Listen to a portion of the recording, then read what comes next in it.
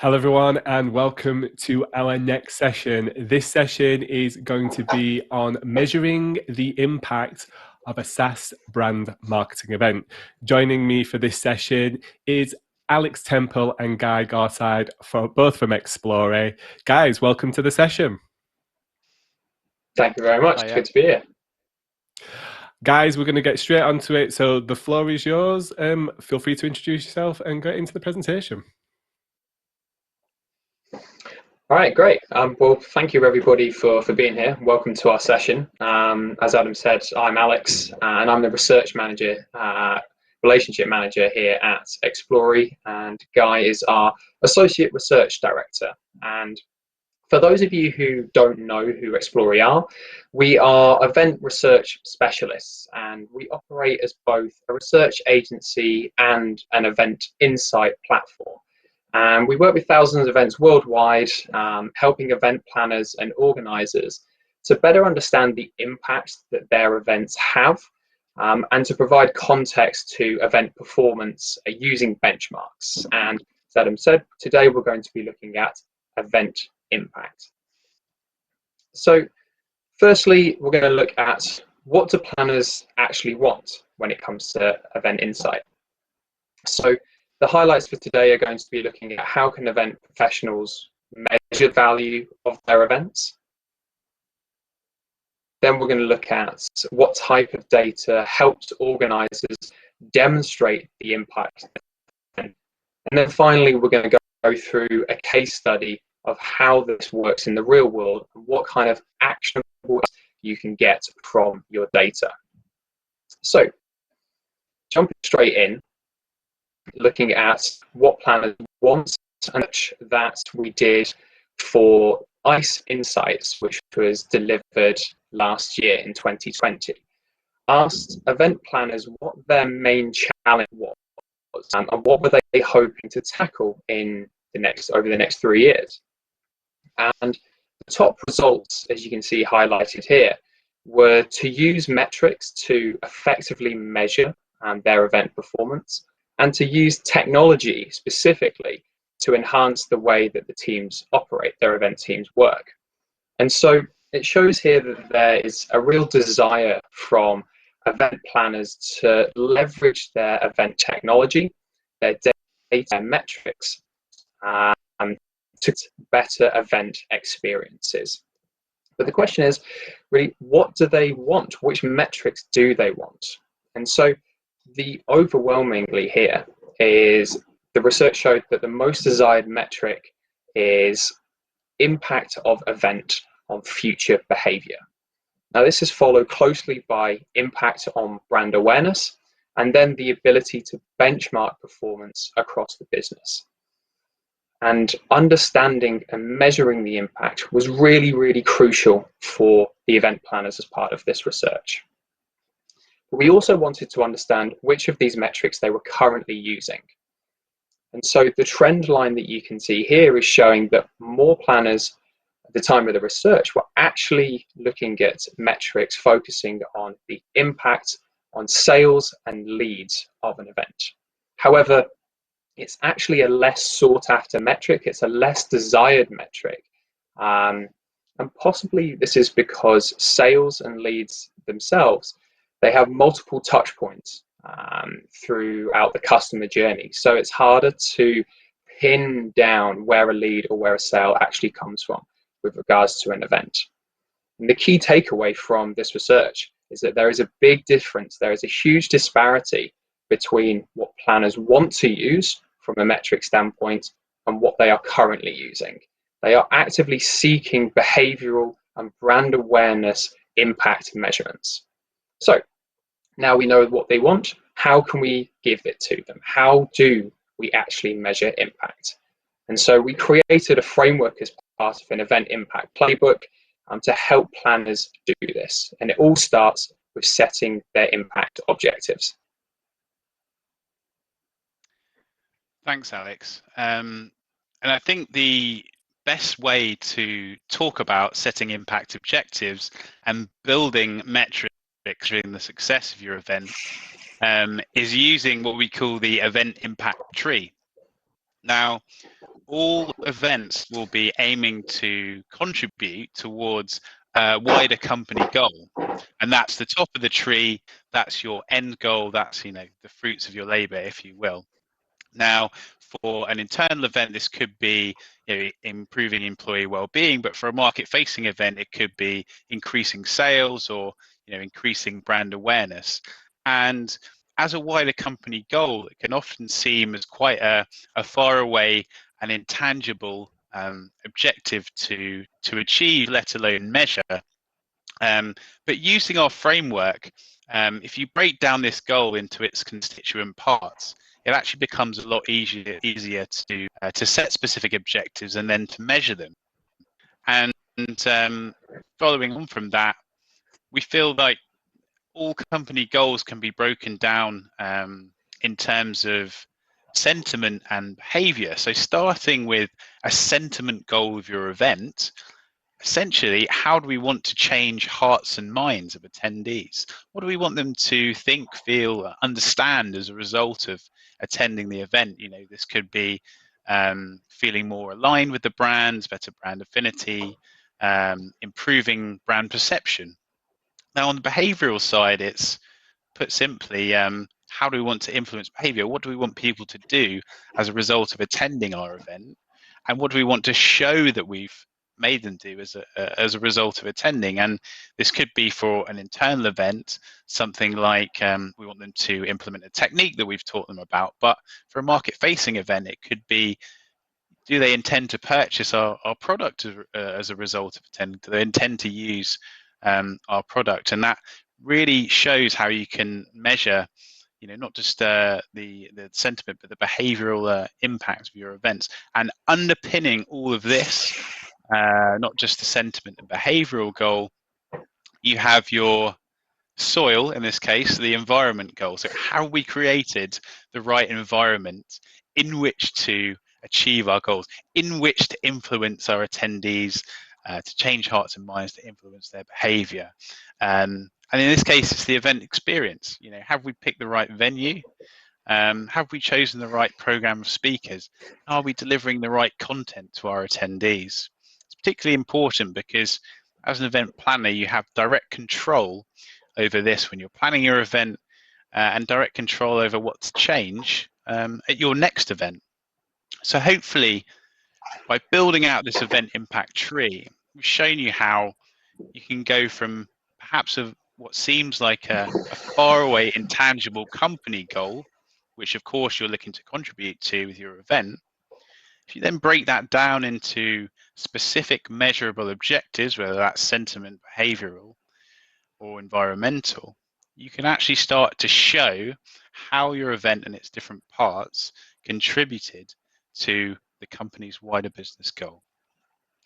And to do that and to measure your objectives, we move on to the next point, which is using data.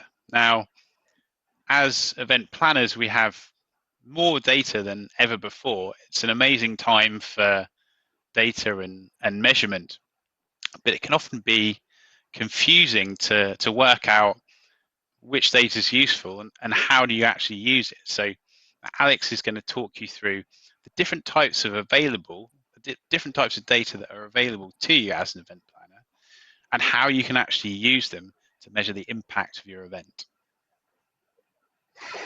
Thanks, Guy.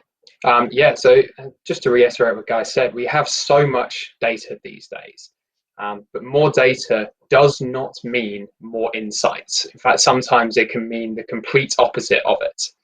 So what data is actually useful to us?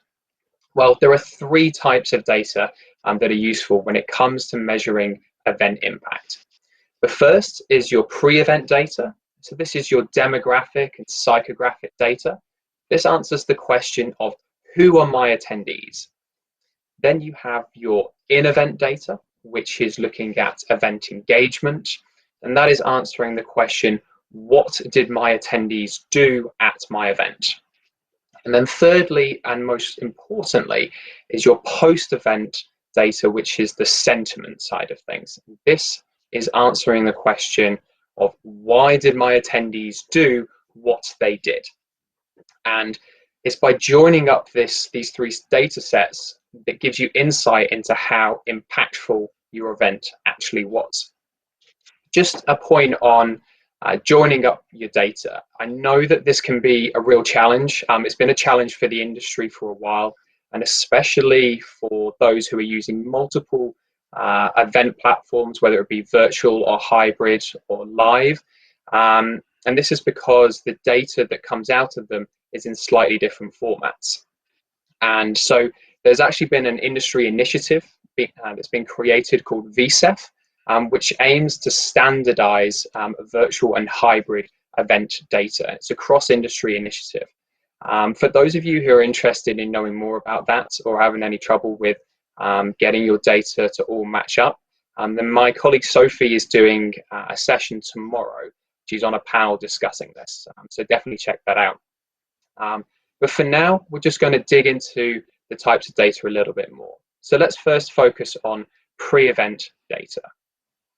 The first part of pre-event is your demographic data, and this really is the foundation of a strong feedback process. It gives us a top-line overview of who our attendees actually are. But with today's technology, we can go a little bit further, a little bit beyond, and look at what we call psychographic data. And this is the next level up. And it focuses on the opinions and the values of your attendee. So things like, what are their purchasing intentions? What are their passions, their areas of expertise? This type of data, it tends to be collected at the second stage of registration, if you will.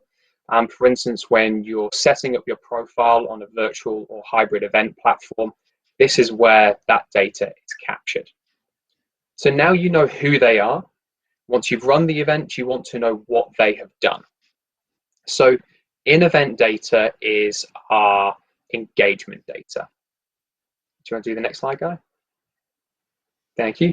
And so with our virtual and hybrid platforms that we have access to now, we have so many different data points, looking at connections made versus the number of connections sent, the types of sessions attended, the number of meetings, and how long they spent in each of those sessions. So now we've got our engagement, we've got our demographic and psychographic, we've got a good rounded idea of what went on and who did what. But we're missing a key part here, and that is the sentiment data. And this is the why. This is answering the question, why did your attendees engage and what do they intend to do next? This links directly to the impact metric we spoke about earlier with regards to impacting future behavior. Now, sentiment data is collected using a survey. It is collected after the event generally, when an attendee has had the chance to absorb and to engage with all the things that the event has to offer and is now ready for you to ready to give their feedback to you. Now, surveys sometimes do get a bad rep, but they are the most important measurement tool in your event measurement toolbox. And that can sometimes seem, a little hypocritical of Explori to say, because part of our platform is a survey tool. But we don't say that surveys are great because we happen to use them. Okay, it is because they are the best way to get into the head of your attendee. They're the most efficient method from a research perspective to understand and collect sentiment data. And sentiment data really is the keystone to understanding event impact. So why is it so important, sentiment data? Well, it's almost the missing link. It enhances everything that comes before it, enhances your engagement and enhances your demographic and psychographic data. And really, in order to get actionable insights, you need to know why somebody did something and have that data talk to each other. So on the subject of actionable insights, what does that actually look like? Now, Guy's going to run through a real life case study of how we can get actionable insight and what that looks like from an analytics point of view. Thanks, Alex. So to show you how this actually works in practice, we wanted to give you a real life example. And this was a B2B SaaS marketing event, 3-day event that was run this year, run as a virtual event on an online platform with around 10,000 registered attendees. And if you recall, as we were building the tree earlier, all events are working towards company goals and company objectives. And in this case, the company objectives were various, including trying to establish themselves as a leading industry platform, building brand awareness and advocacy, specifically communicating platform benefits to non-customers, remaining the #1 choice for their existing customers, and ultimately being able to, run more events in future, because it's about establishing not just the value of that specific event, but the value and the ROI of potential events in future. So I'm going to show you how we built our tree for this event using a few specific examples. Here we have your tree. You're not going to look at a tree in the same way after this. You have 3 specific company goals there. First of all, brand awareness. We want to build brand awareness for the event. We want to increase product understanding with the event. And we want to increase brand advocacy. So there are company goals that the event is looking to contribute to. So how do we actually achieve these? So first of all, you actually have to set your specific event objective. So what is the event actually looking to achieve in order to contribute to this company goal? So to contribute to brand awareness, the event is looking to reach your target audience. To contribute to product understanding, the event needs to communicate product benefits. And to improve brand advocacy, the event needs to increase likelihood to recommend the platform among attendees. So once you've established your specific event objectives, you then need to establish your success criteria. So how do we actually know if we've achieved these objectives? And in the case of brand awareness, it's have we actually attracted the right people to the event? In the case of product understanding, did the people that actually go to the event understand the benefits of the product as a result of attending? And for advocacy, as a result of attending, are people actually more likely to recommend our platform? These are the things that we need to measure, and we need to show the impact of the event. And then, and only then, once you know exactly what you're measuring, do you then choose your measurement data from your data stack. Because whilst we have so much data available, you should never use it for data's sake. It has to be contributing to a specific objective. And in the case of brand awareness, we're able to access the wealth of demographic and psychographic data that was collected pre-event and during event to understand whether or not we'd actually attracted the right people to the event. Then to understand whether people's understanding of the product was improved, that was a bit more complicated. So you actually have to ask people after they've attended. So we collected that data using a post-event survey. Likewise, for advocacy, we had to ask people, are you actually more likely to recommend the platform as a result of attending? Another way to do this would simply be to ask an NPS question and then compare that to a baseline that you already had. Many consumer brands track NPS on a quarterly basis. So if you had an existing baseline there, you could compare it in that way too. So that's how we built the event impact tree, and that's how we knew what we were looking for. So now actually onto the results. So how did the event actually perform? What impact did this event actually make?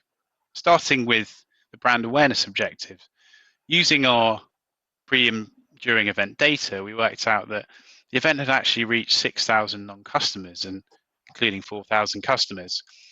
And this is clearly very successful in increasing brand awareness. And perhaps in the past, this is where the measurement would have stopped and thought, okay, we've reached this many customers, great, on to the next event. But we actually went a bit further, first of all, to measure the roots of the tree and the environment goal. Now, we did this by measuring attendee satisfaction. And actually, in this case, the experience was really positive for attendees. And this was driven by a high quality and a variety of sessions on offer. And the vast majority of attendees were interested in future content from the planner. And an added benefit of the platform data is we knew exactly which types of content they would be interested in. Now on to our sentiment impact. So how did we change hearts and minds for the event? And we of course wanted to teach people the platform benefits, and the vast majority of attendees did learn the platform benefits, 85%. So in that, we know that we've been successful in our sentiment impact goal and made a huge impact on attendee feeling and understanding of the product. Then finally, onto the behavioral impact of the event. Of course, we wanted to increase brand advocacy, and as a result of attending, 86% of attendees were more likely to recommend the platform. Furthermore, 69% did actually plan to use the platform as a result of attending. Now, this gets really interesting when you're able to profile your attendees a bit more, work out, what do our typical customers actually spend of this size, and then you can start to work out, can we even put a dollar value to the impact of this event and really measure it against the company goal? And last but not least, 85% of attendees were interested in coming back for more. Just as important when you think about justifying not just this event, but events as a channel overall. So we're able to show clearly what the impact of this event was. However, not all events will achieve their impact goals as well as that, or even if you do, there's always room for improvement. So using our impact tree and all of the data that Alex took you through, you're able to go further than just measuring impact and actually give clear improvements and recommendations for future events. And that means that planners are able to prioritize further investment. And to give you 2 examples from this particular event, whilst understanding of the platform was really high among attendees, it was actually slightly lower in the APAC region. And this was because, well, deliberately the content was targeted towards the US and EMEA time zones, and the content was in English. But the platform are looking to grow in Asia in the future. So to do that, we know that if they invested in an APAC agenda and localized language content, this would be a way of driving sentiment goals even more in the future. Then onto our behavioral impact goals. While 69% did plan to use the platform in future, this was higher among attendees to technical sales meetings, which at that particular event were not as well attended as we want, and were not as well attended by the audience that we want. So we're able to recommend that attendees who watched the onboarding video were more likely to go to those meetings. So that was another clear recommendation for that particular event. So hopefully we've been able to show you not just the impact of the event, but also how it could be improved in future. And just quickly back to Alex for a summary of what we've talked about. Great. Thanks, Guy. Yeah, there's some incredible insights to be gained when using the impact tree. But just as a little bit of a summary, this all started, measuring impact really starts with setting the right objectives. You have to know what you're looking for before you can go and get it. So what attendees should think, feel, and do as a result of the event. Sit down with the team and have a think about what your overall goal is and what objectives you need to put in place in order to meet that goal. Now, once you've got that framework in place, you can then look at collecting your data. So look at having a really robust data collection process, incorporating pre-event, as in your demographic and your psychographic, your in-event, your engagement data, and then crucially at the end, your post-event sentiment data, and making sure all of that joins up. Now that of course can all join up in Explori, or it can join up wherever you house your customer data, but it's important that you have those 3 data points in there and that they actually talk to each other. And then again, data alone does not improve your strategy. You need to get actionable insights to make the event more impactful. And so that's all from us. So if we have any questions, or Adam?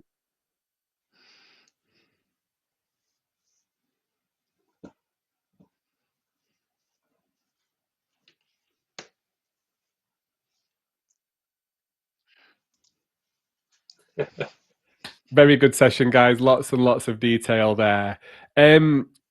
I noticed on your last slide, most importantly, you guys have a playbook. Can you just recap where people can download that from? Because I think that'll be really people watching this back on replay. Sure. Yeah, they can get it on our website, explori.com. There's a resources section at the top, and there's also a drop down. So that's where the new and updated event impact playbook can be downloaded from. Awesome. Awesome.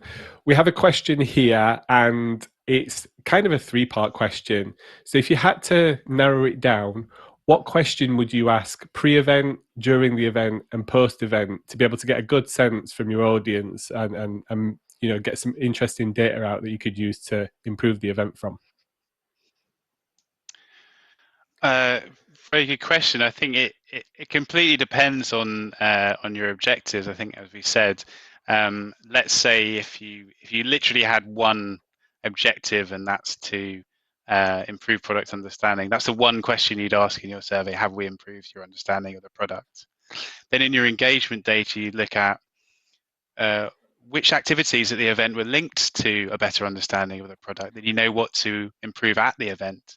And then going all the way back to your pre-event data, which profile of people understood our product better and which didn't? And did we convince the right people of the benefits? And if not, what can we do next time to improve that? Fantastic, guys. Thank you very much. All depends on all depends on what the event is, of course. Sorry for talking over you there. Yeah, absolutely. Start with the objective first, right? And that was something that you carried right the way through your presentation. And one final question from me personally. This seemed to be very much aimed around a kind of a corporate event. Does this same strategy apply to trade shows, exhibitions, and other types of events?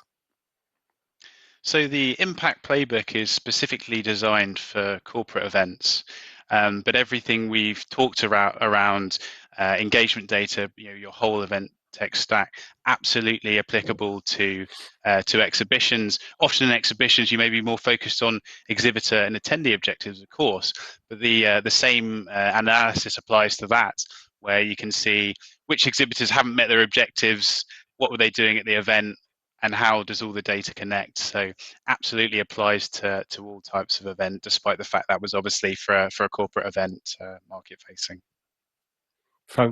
Fantastic, guys. Thank you very much. Well, I guess that brings us nicely to the end of this session. For any attendee that's watching, if you want a copy of the playbook, reach out to Alex and Guy on the platform, or visit explori.com and grab yourself a copy there. And we will see you in the next session. Alex, Guy, thank you very much for joining us today. Thank you very much. Great to be here.